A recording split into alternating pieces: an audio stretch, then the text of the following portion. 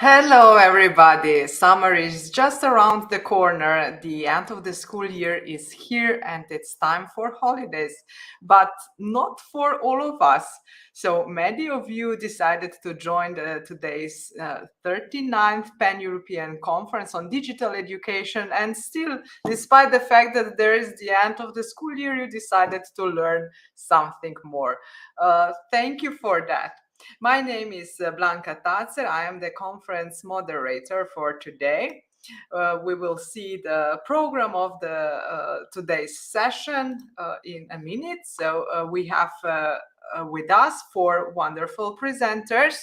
The first will be from Brussels. So Sandrine and Lien will present a case on collaboration, so bringing the world into the classroom.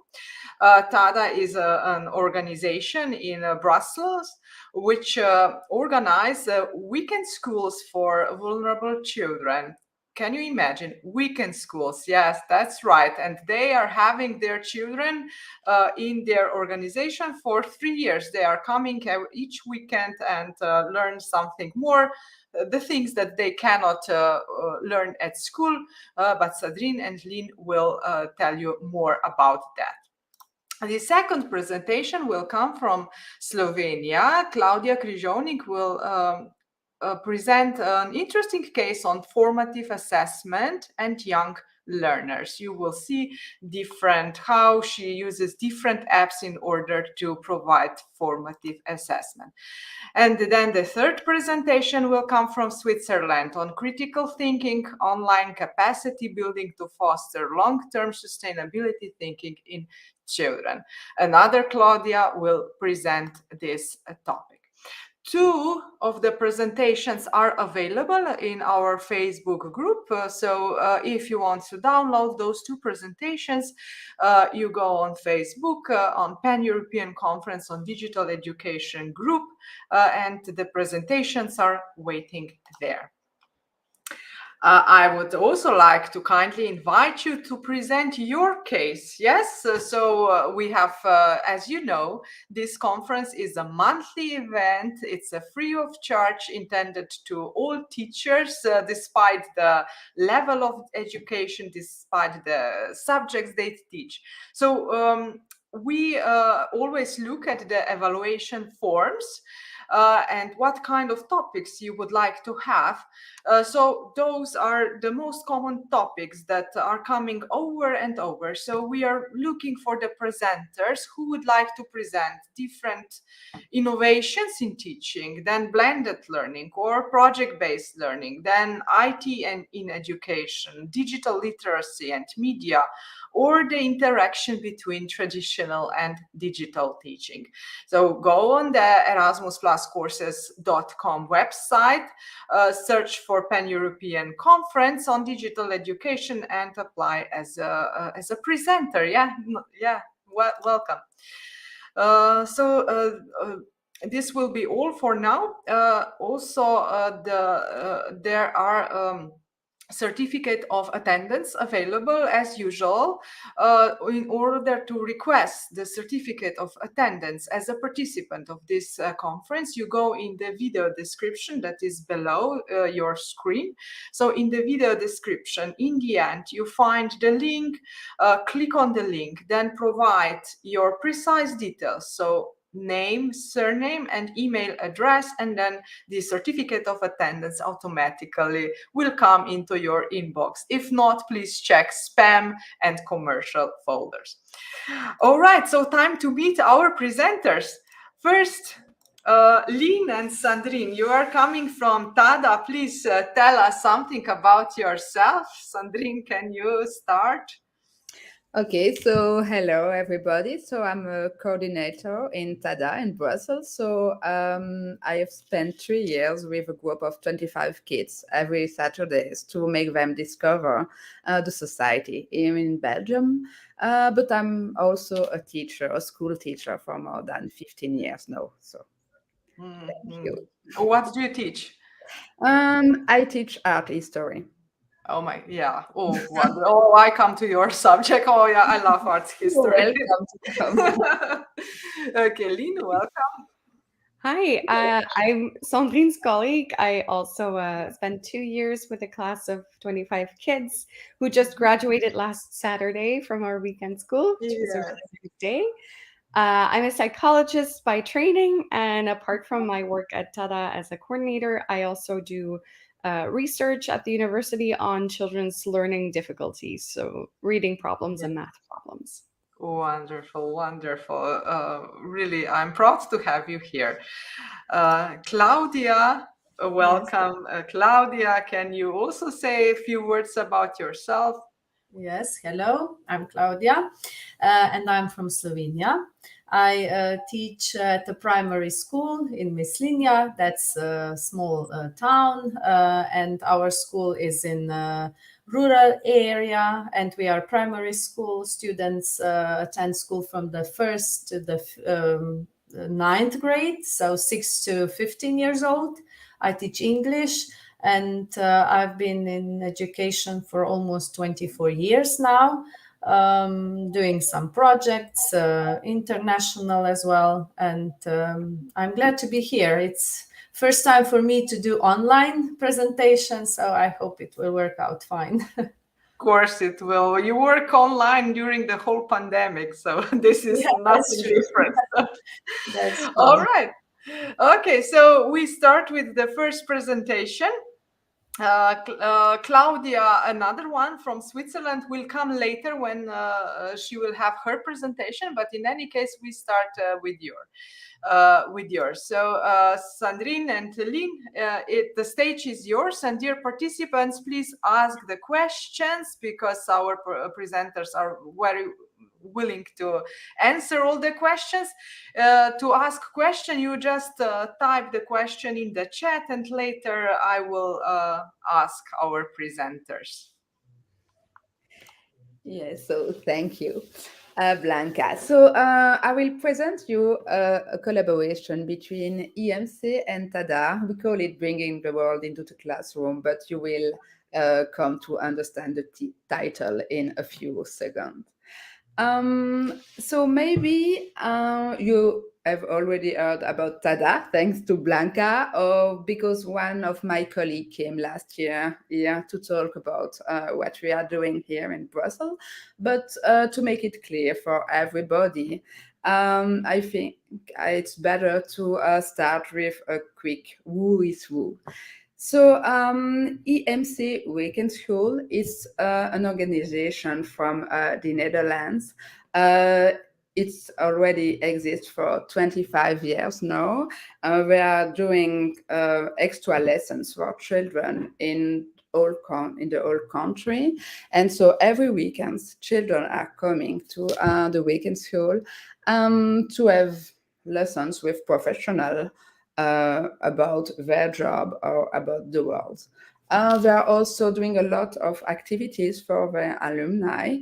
And Lien and I are from Tada. Tada is almost the same concept, but only in one city, in Brussels.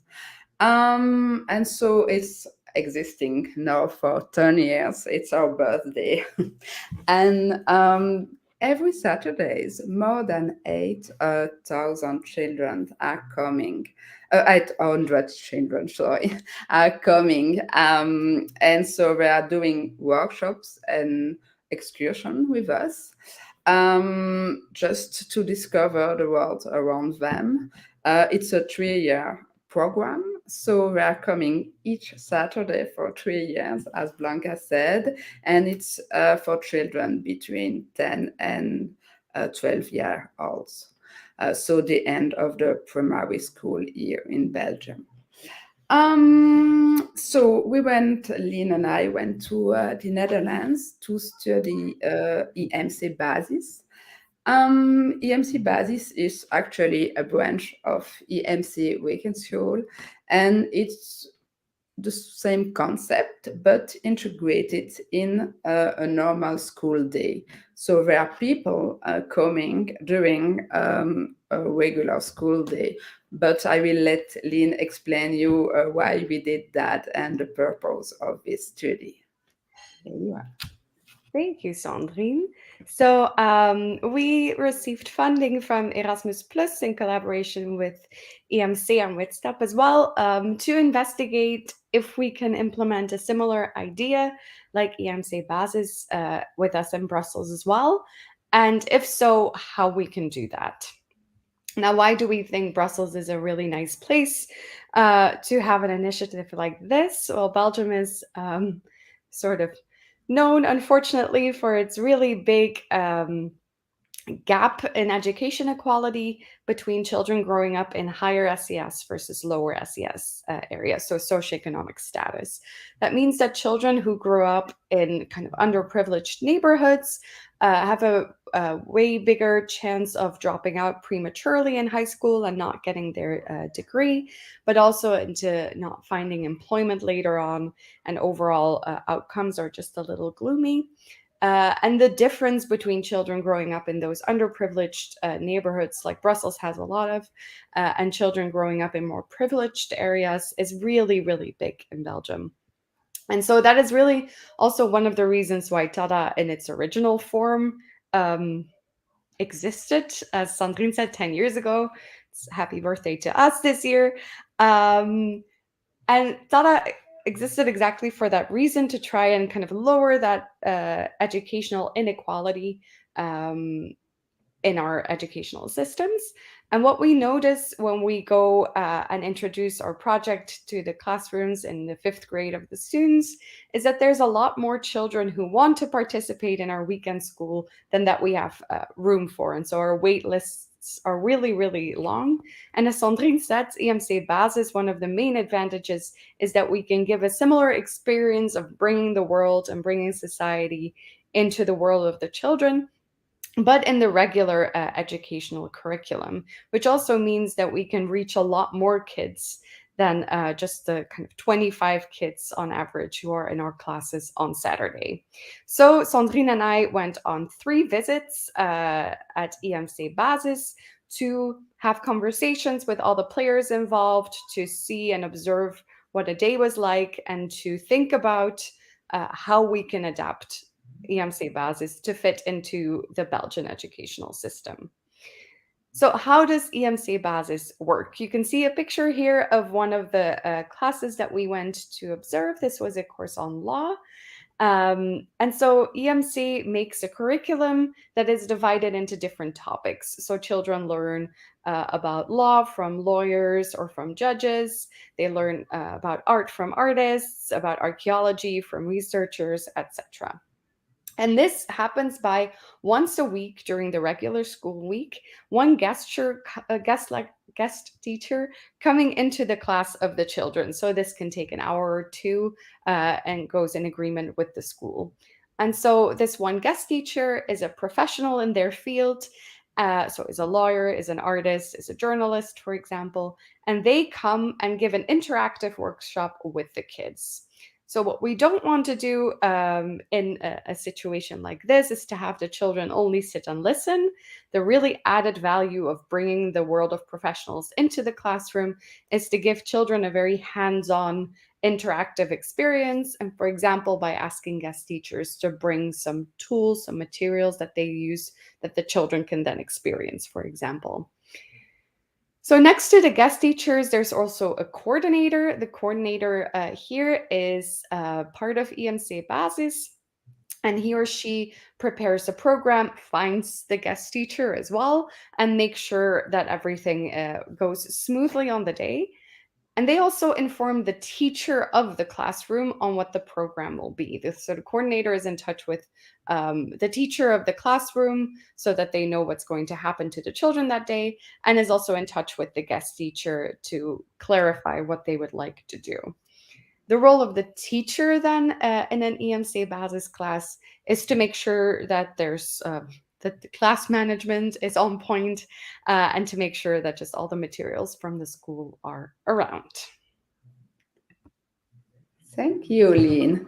So we have learned a lot from our 3 visits to the Netherlands, but we summarized here our takeaways. So what we learned especially is that there are a lot of people around the kids on such a day. So there are coordinator, guest teacher, and teacher.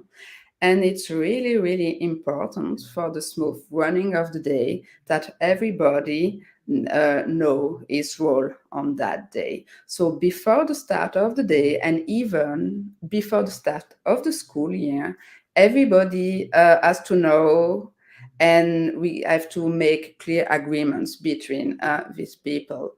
So it will be valuable for the kids and also a good day for the adults, and especially for the guest teacher who is a volunteer, and so we is not paid to do that. Also, the communication is a key point in this case. We know that we have a lot of way today to communicate with each other, like WhatsApp or mail. And before the day, the guest teacher and the teacher will have no contact. And so the coordinator is the key person for the communication, and he has to be efficient, because if the teacher doesn't know what he has to do, if the guest teacher get lost in his presentation and so on, that will not be valuable for the children. And so communication and good communication with good manners and a lot of respect among the adults is really, really important for such a program.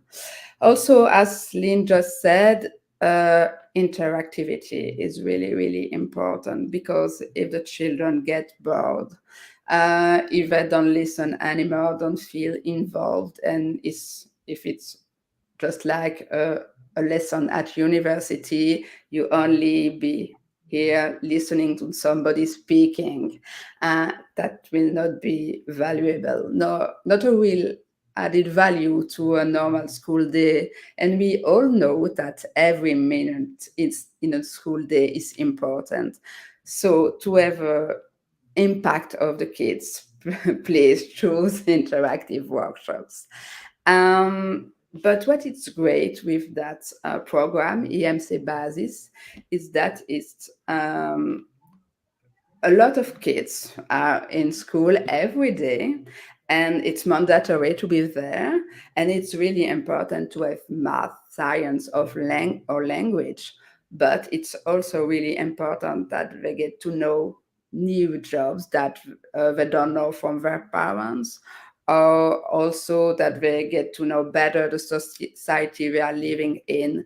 And so it's really impacting a lot of kids by doing it during a school day. And so that's a great side of the EMC Basis program. Thank you. Okay, so we are investigating if we can adapt this EMC Basis idea into our bigger organization at Tada, to do it at a larger scale. But there's no reason why this sort of bringing the world, bringing professionals into your classroom it's not possible for you. So we are sure that you also have people in your network who do very inspiring, very cool, or very novel to the children in your classrooms. And it might be a fun idea to invite them to come and share what they do with your children. We know this at Tada, and I'm sure that people at EMC notice it too, that children really get more motivated and enthusiastic for their future if they can experience, if they can dream about certain professions that maybe they didn't know about before. So explore your network. Maybe there's really interesting people that feel like coming into your classroom for an afternoon to do something really fun and active with your children changes the perspective of the children as well. And if they're very active and, as Sandrine said, not bored, then they might find a lot of inspiration and motivation to pursue a certain profession or to pursue a certain study and to try to do their best at school. We notice that it's really more effective if children can work in small groups, if they can really have a hands-on experience and have a lot of room for interaction, discussion, and asking questions to guest teachers. And something that we've also been talking about is that sometimes for you as a teacher, it's also useful to work, for example, with a smaller group of children. If you feel like there's a few children that could use another couple of or a bit more support in their math or in their reading, you can take as a teacher a group of children aside and work with them while your guest teachers work with the other children, and then you can swap them out and make sure that you have small groups, and there's a lot of flexible ways to make sure that this fits into your school day as well. We really recommend including a lot of time for questions, discussion, and reflection. It's very valuable also for us as teachers to hear what children thought, how they have come to think about certain professions or the society or the world as a whole differently by experiencing certain things. Children have really excellent questions to ask and have a lot of interesting thoughts. So we always like to include a lot of time to kind of go over the day and see what the children learned. And we also recommend, so we also always know that no day is ever as perfect as we hope that it goes. And there's a lot of things that we can't control. And so we encourage to adjust your approach based on what you learn, and to definitely not get discouraged if there's a day that's more difficult. And we believe that we can learn a lot from things that don't go as smoothly as we had hoped. And so don't give up is our takeaway. So it's almost the end of this presentation. And so we would say a big thank you to EMC for the 3 visits, and especially to Stephan and Eva who took times and who were very friendly to us. Also, thank you to Erasmus Plus for the fundings, and especially to schools, teachers, children. So all the stakeholders of the school who welcome us, because everybody were so friendly with us. So also, thank you for listening to us. And if you have any question about any topics, just feel free. Yes, thank you very much. And also to encourage our teachers to do actually a sort of a Tada model also in their classes. Mm-hmm. So to bring different professions, different interesting things to their classes. We have 2 questions. So the first one is a short one. Are your classes appropriate for high school students? What do you think? So EMC Basis is currently focusing on grade 5 and 6 for their students. And at Tada, we start with children from 5 years old, no, 5th Yes. grade, 5th and 6th grade, and then first year of high school, which starts at age kind of 12, 13 in Belgium. But I think the model can definitely be adapted. I think it's all about the kind of content and the model of your activities and what you want to focus on. Of course, in our Saturday schools at Tada and the weekend school at EMC, we also want to make sure that it's definitely not like an extra day at school, that it's really kind of fun too, like educational active activities. But I think if you want to embed this kind of pedagogical way of thinking into a high school class, I think it's very possible as long as you adapt your activities to the age group that you're working with. Mm-hmm. Yes. And also we choose that age because it's a time in Belgium and also in Netherlands, they have to make a choice for their future studies, but at the end of high school, it's also the case. So maybe Yeah. Definitely, yeah. Maybe that's the right moment again, the end of the high school, yeah. Or a vocational, for instance, yeah, if they are deciding to pursue further education. Okay. The next question, yeah, Sabina is interested in how do you find guests? So volunteers for such kind of lessons? Do you advertise the calls for volunteers, or yeah, what's your magic? It's not always so easy to find people, but we are using our own networks. And also because we are, as Tada, existing for 10 years now, we have a database of volunteers. But it's true that we are also advertising in the media, social media, also television. The radio is speaking about us. So we made as many advertising as possible to get volunteers. We also have partnership with big companies and so on. So, but that's yeah, that could be a challenge.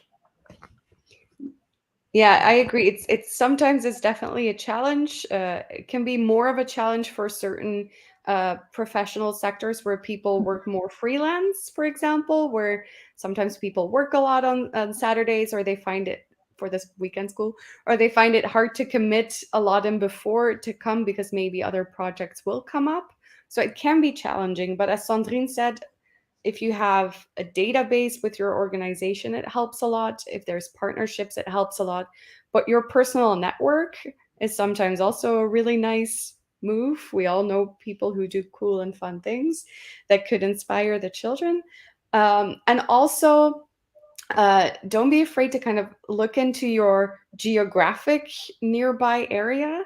There are a lot of people that or organizations that are very supportive of initiatives like this, and that also happily, if you're lucky, let their employees come to you for half of a day during their workday. A lot of organizations, a lot of bigger companies are actually very supportive of this idea of giving back socially and of supporting society. And so in a way, it's also spending a bit of time and energy, which I know is not ideal for you as teachers to do, but just asking around and seeing if people are interested. It's also a little bit of just cold calling and sending lots of emails. Yeah. Okay, right. Thank you very much, Sandrine and Lien. We move forward now. So our next presenter is here, Claudia. Welcome. Welcome Hello once again. again. Yeah, here is your presentation. She will speak about the formative assessment and young learners. And the same as for the first presentation. Yeah, listen and ask questions in the chat, and later we will discuss. Yeah.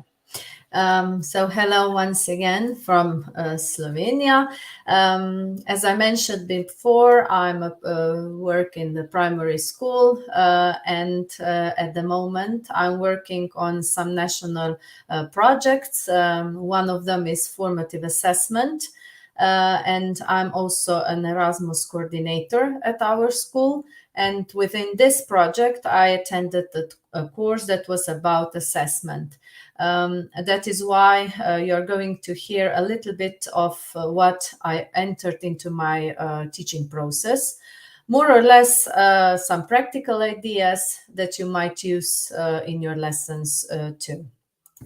So we know different types of assessment, and assessment plays an important role in the process of learning and also motivation.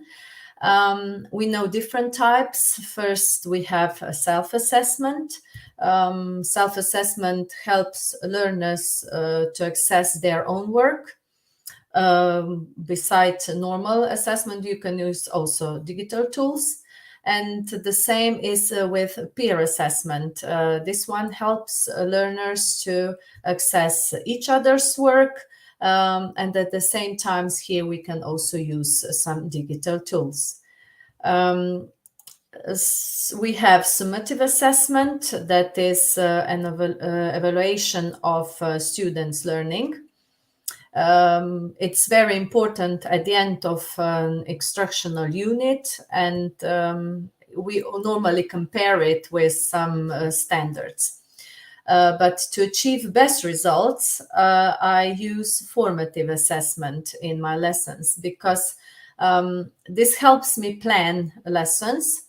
And at the same time, it shows this feedback, what worked well and what didn't work well in my classes. So depending on results, I can then do my lessons.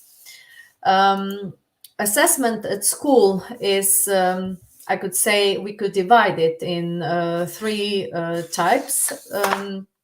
For the first one is assessment of learning.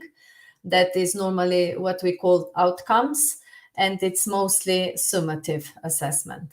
Then the next one is assessment for learning, and that's more or less the process, and it's mostly formative. And the last one is assessment as learning, where we have mostly self and peer assessment. Of course, we have to combine all three of them, and that's why here I have some examples of digital assessment tools that I work with in my classes and that my students enjoy while they are doing all these exercises. The first one is Microsoft Forms. As you know, is an online survey creator, and it's part of Office 365. In a way, it's like an advanced tool for surveys and quizzes. I normally use it for self-assessment. For example, in this case that you can see, it was practice for third graders, where they were doing reading comprehension. That means that students saw the picture and they had to choose the correct word for this picture.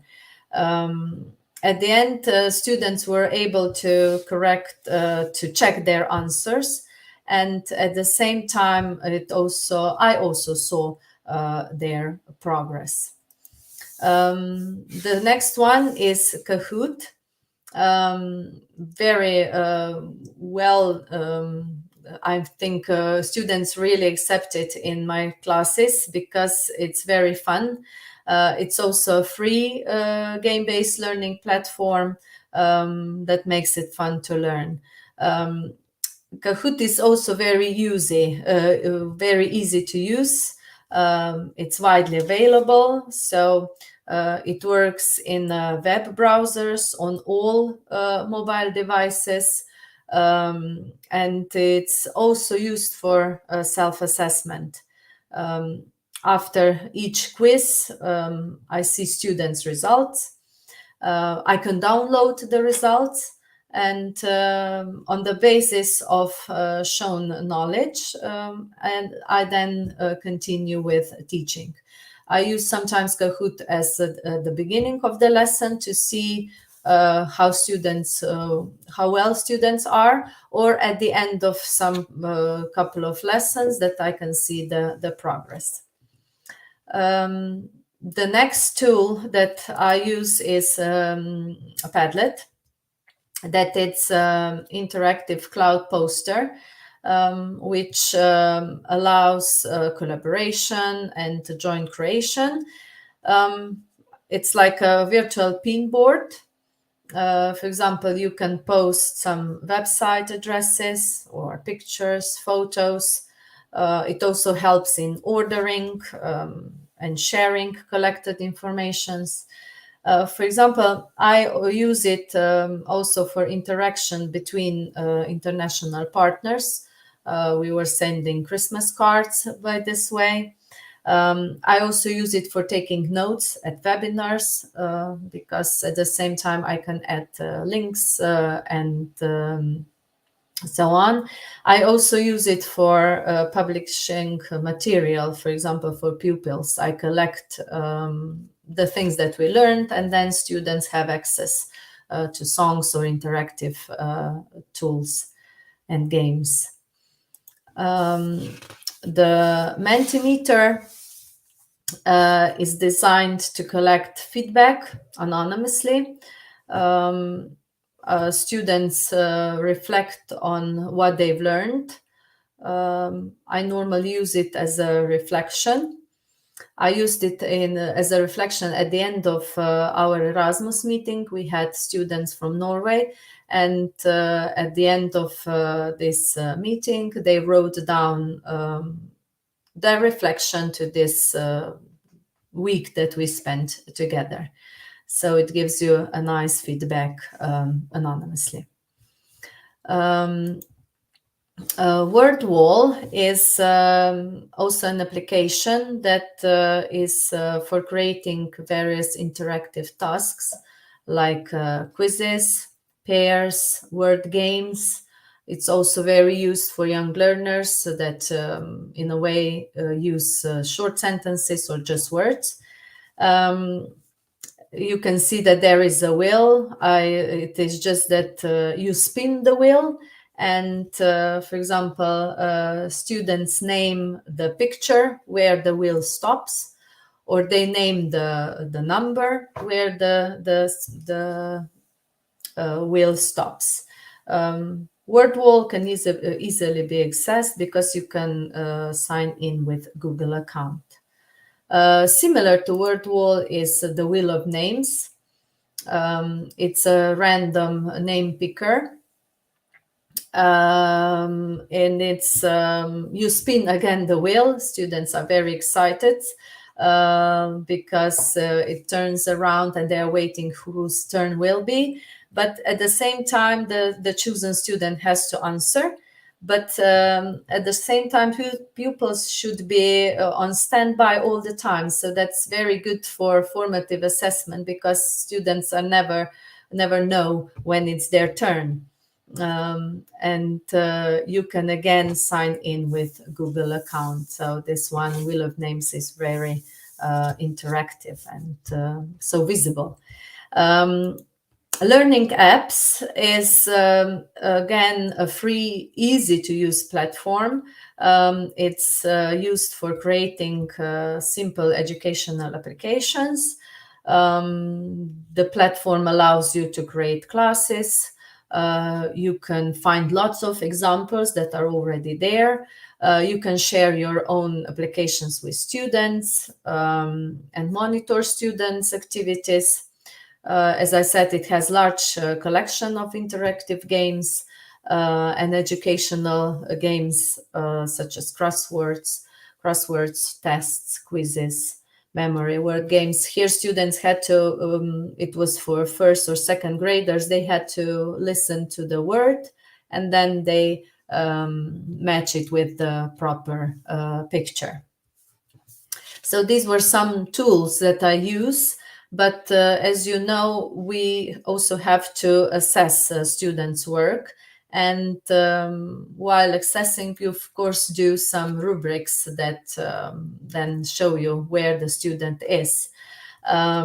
Here is free, fast, and a simple rubric creator for assessment.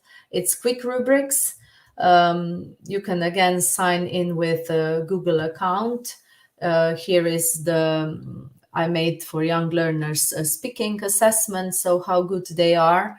And it's very easy to use. This is quick rubrics.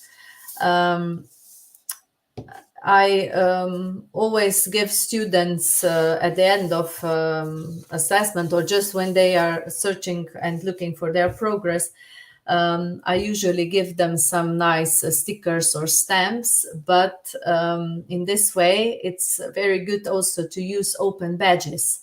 Open badges are, it's a web tool for creating interactive badges. So instead of stickers or stamps, we can then send badges to students for their progress on assessment. You can also print these badges and later students stick them This one here is for assessment. It's an assessment batch. You can also make reading batch, or just for doing very good homework, if they finish their homework on time and did it perfectly. So in this way, you don't have to print it, you just send it, or other way, whatever you choose.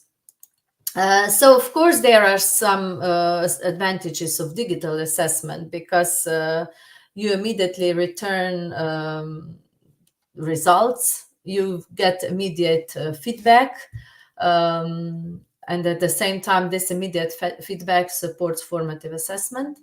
Then students can also complete their assessment anytime, anywhere, at school or at home, depending on what kind of assessment it is.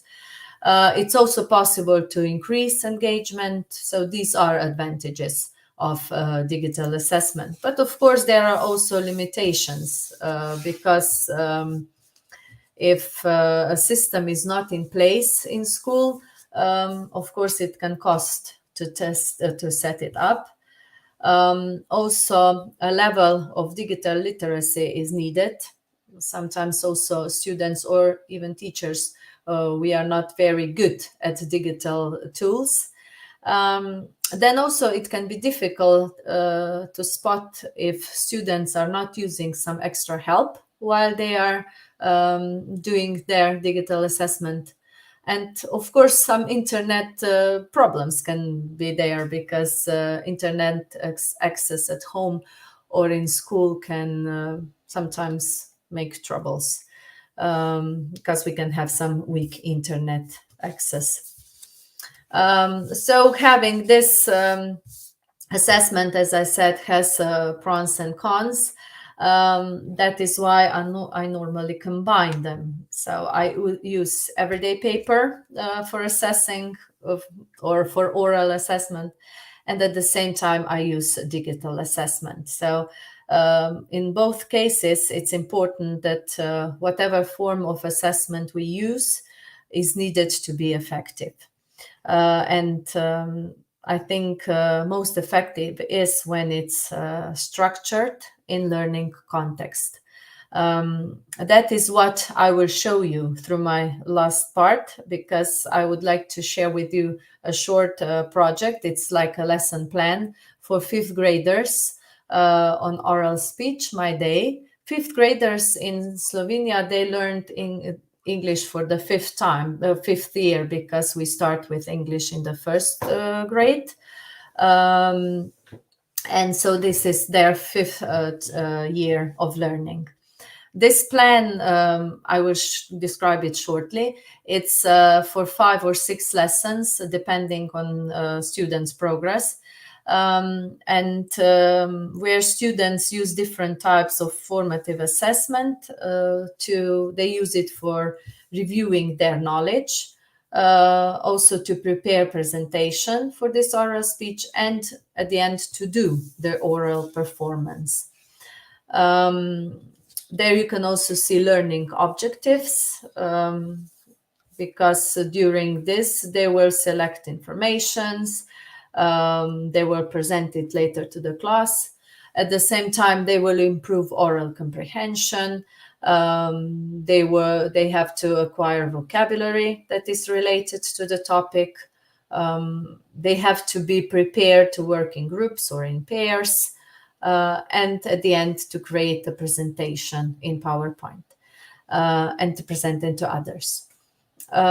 So this first lesson, at the beginning, teacher presents and explains some informations about oral speech that the students will prepare.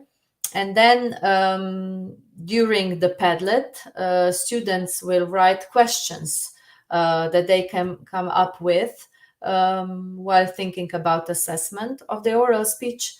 This is also very good to post it on Padlet, because it stays there, the question stays there, and they are also anonymous, so students are not afraid to ask. And then during the discussion, a teacher then answers to the questions. post-it next to the questions. And of course, at the same time, they will together go through the criteria of assessment for this oral speech. That's very important that students know the criteria and that they help to create them. And the last activity in this lesson will be Kahoot, where students check their knowledge about telling the time and how well they can name daily routines. You can see that on the picture. So in this cases, we use Padlet and Kahoot. Then students will once again repeat telling the time with their clocks. They brought clocks, and the teacher says the time and students show it on the clock. They do the same in pairs, and after that they will do self-assess. They will self-assess, and they will use this traffic light rubric. As you can see, green, yellow, and red light, depending on how well they are. After this assessment, then the independent work starts, where students start doing their oral presentation. First, they have to write the sentences, so they have it on the paper. And here the pair work starts, where students read to each other's their presentation. And what is very important is that they discuss it and that they give suggestions to each other. And in this way, we, after this discussion and after listening to suggestions, students again do their self-reflection. Using the second rubrics. Sorry that you don't see it correctly. I don't know what was the problem. Anyway, so they use this rubrics, again, green, yellow, and red, but they raise coloring pencils because so the students can see the ones that have green can help each other, the others, and the ones that have red, they want to go to the ones with green, so that they again work in groups or in pairs, and they help each other to improve. The next lesson is for students to record their oral speech, my day, and they post it on the Padlet. In this case, students are allowed to bring mobile phones so that they can record themselves. After the recording, there is pair work again, because pupils will listen to classmates' recording. Again, this interaction between them is very important, because they again discuss and they give suggestions, what is good, what should be improved. And according to the suggestions, they improve their final presentation. And this time we use a rubric for teachers' assessment. You can see I used the rubrics that I showed you before. So this is almost the end of this plan. I have to say that students enjoyed it. They really did show improvement from the first to the last part of the lessons. So using formative assessment really, for me, helps me plan my lessons effectively. It shows what worked well and what didn't work in my classes. And this is the proof that also younger students are capable of learning and capable, especially, of following their progress. And I think that we teachers should be brave enough to try different types of assessment, normal ones or digital ones, because it helps us and the students to monitor their progress. Thank you. Thank you. This is a really lovely quote also in the end. Yes, very inspiring for all of us. Yeah. Thank you for your wonderful presentations. The participants are also saying thank you, and they were enthusiastic about the many things, but I think that the badges are really a nice way of using it that in the way that you presented. Yes, so it was really great because many comments are okay, great idea about the badge, great idea about the badge. So that's really nice. I think that we have no further questions. Yes, so just hello and and thank you messages. Yes, thank you for the enthusiasm. For instance, is another comment that is here. Okay, Claudia. So yeah, really thank you for your knowledge and for your motivation, and that you really presented in a really clear way, so that we were able to understand and also apply in our teaching practice. We move on. Okay, just a second. Okay, we have here now a PhD student from Switzerland. Claudia, welcome. Warmly welcome in this day in the Pan-European Conference. We are very much looking forward to your presentation on critical thinking online capacity building to foster long-term sustainability thinking in children. But first, please tell us a little bit about yourself. Maybe just one or two sentences, so who you are and what is your topic at your work. Yes, thank you so much. Great presentations to the other speakers. My name is Alarcón. I am a Mexican scientist in emerging technology, and I'm currently a PhD student in learning sciences. Okay, great.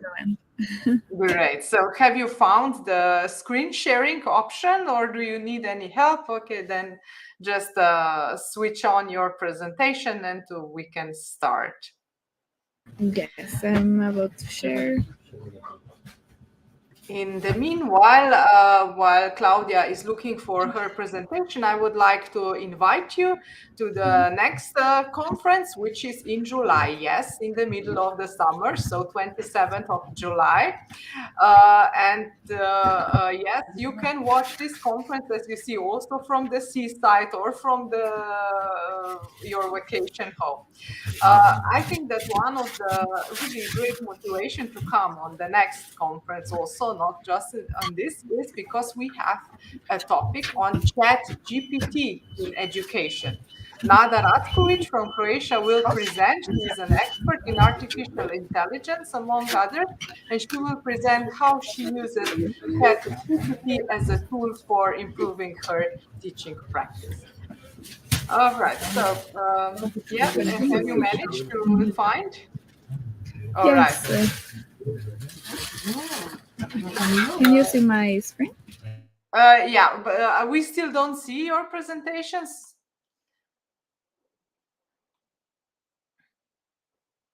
We only see you. But if there are any problems, then also I can share, because I have your presentation, and if you want, I can project the presentation. Yes, thank you. All right, then I will. Okay, just be patient. I will upload, and then we will go. It's here. All right. Just need a few seconds.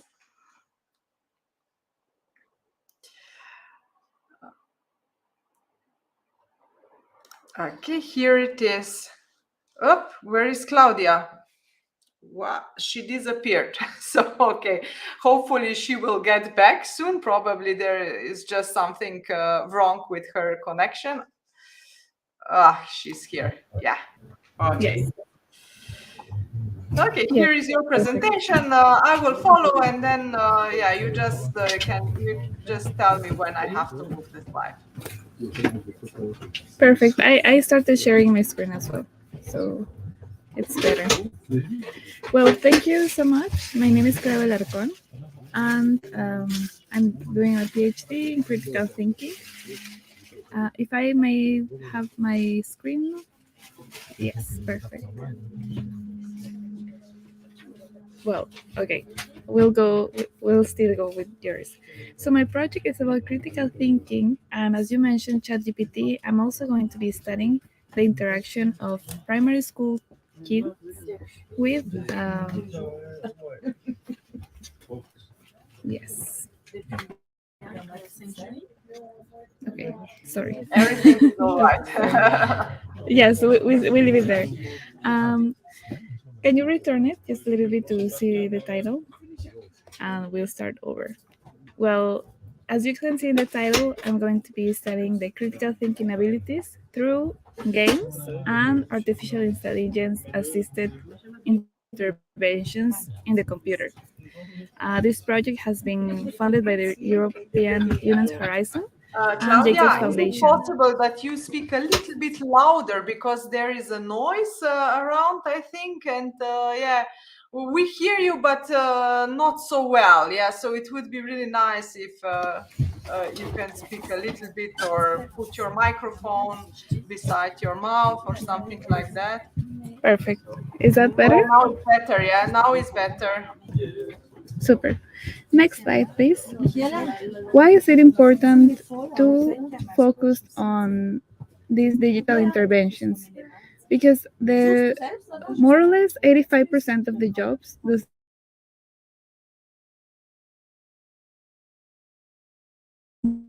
not with ChatGPT and all these AI inventions, right? We have to focus on developing the four C's, which are the four soft skills needed for the 21st century competences, which are critical thinking, creativity and innovation, collaboration, and communication. Next, please. Critical thinking has been scored as the first soft skills we need to develop in order to thrive in all the challenges of the current and future um, circumstances. McKinsey's study shows this like even further, which is very, very needed. We all know, and we can go to the next one. Feel free to put in the comments how do you assess it now. Next slide, please.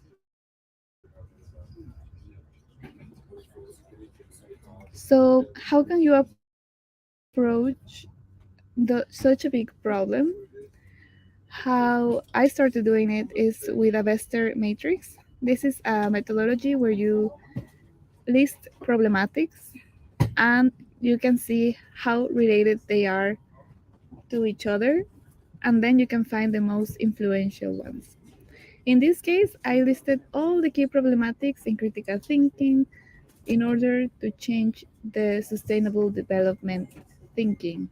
And the top one skill needed was the short term thinking avoidance. We need to teach kids what a consequence can be prolonged over time. Next slide, please. So the scope is 3 points: critical thinking, following the metacognition theory, then digital interventions like the ones presented before. All of these digital tools are great, and what we will do is study them a little bit more in the interaction with a specific focus, which is the number 3, education for sustainability. Next, please. So, how do we define critical thinking? It's hard to define it. You can find different definitions and different authors, but in 1990, the American Philosophical Association established the key component of every critical thinking definition has. So, These are analysis, inference, explanation, interpretation, and evaluation, and self-regulation. Next, please.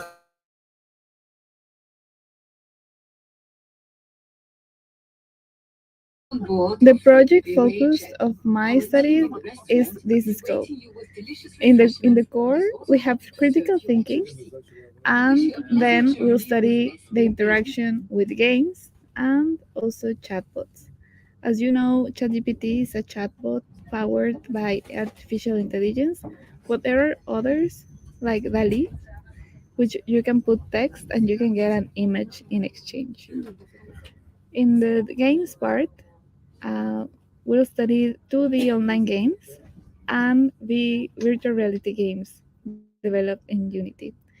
So the focus will be which one is better. Do they help? That would be the first question, and then see how do they help. Um, our premise, our hypothesis is that the chatbots will help. Then we'll put the scope in the sustainability and SDGs in perspective. Then we use the GRASP organization's platform, which is free, and I recommend you to look for it. Next, please. In this GRASP platform, we'll develop these games and chatbot powered methodologies for studying SDGs. And our first study will focus on SDG 7, which is clean and affordable energy. As you can see, everything is interconnected. So when you teach one SDG, you touch all of the others. So when to empower the kids to think in long-term sustainable thinking, this is one approach to target one SDG and how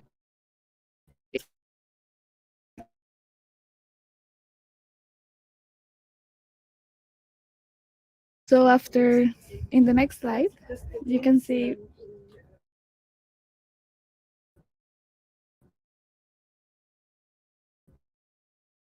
our create these activities for long-term sustainability thinking, assess critical thinking, use the GRASS platform, and study different populations in Latin America and Europe. Next, please. So our first study will take place soon, and we'll encounter these research questions that we can discuss further if you're interested in participate, which are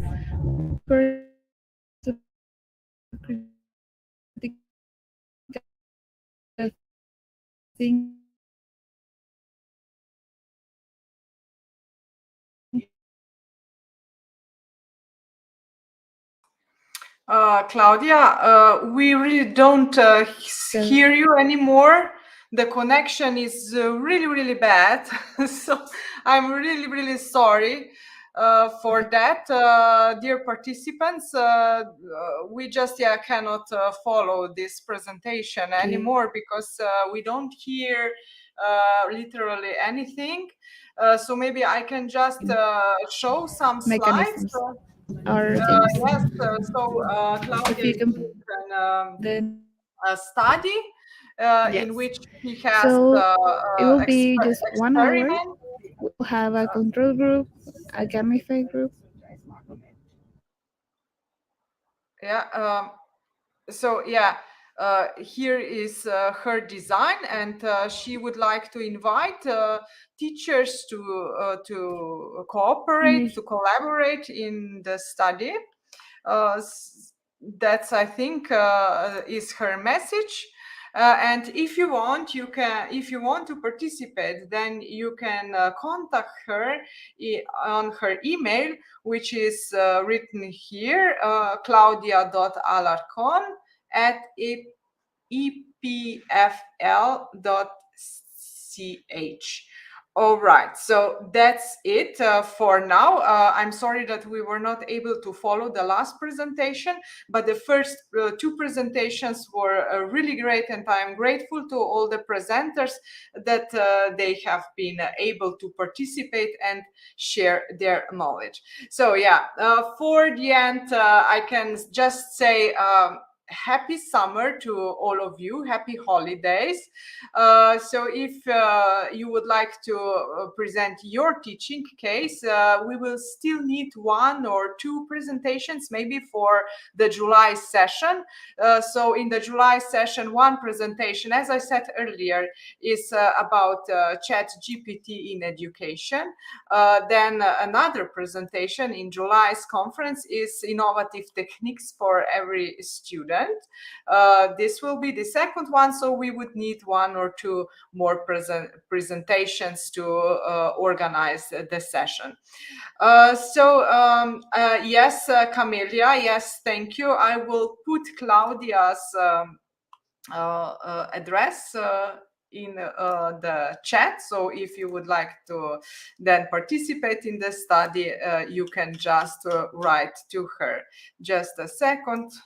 Here it is. So here we have, this is Claudia address. So all right, so that's it for today. See you, I hope, in July. Thank you. Bye bye.